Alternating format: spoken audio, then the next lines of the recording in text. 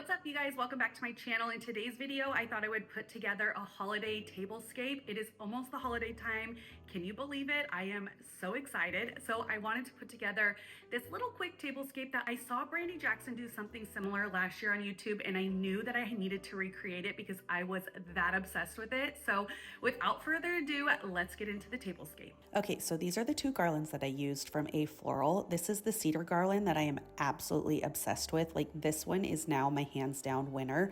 And this one is the Norfolk that everybody talks about. And I loved this one the most until I discovered the cedar one. Now, I layered both of them. I used a 9-foot cedar garland and then two 6-foot A Floral garlands.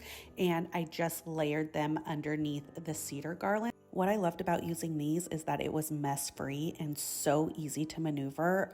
It was so good, you guys. Now I can't wait to show you the rest. We have tons of scrap wood laying around in our garage, so I just grabbed one and then matched up the drill bit to the size of the candlesticks, and I just started drilling holes in them. Honestly, I probably should have mapped it out a little bit more, but I really just started drilling wherever I felt was right. Since these were real candles, I decided to be extra cautious and go in with this museum wax just to make sure that it stayed still. But honestly, you could use fake candles, but I just love the look of real candles, so that's why I opted for that.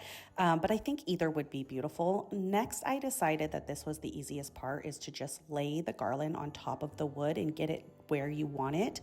That way you don't really see any of the wood blocks. And once you have it where you want it, you just take your candles and you just fill in the holes. It is really that simple, you guys.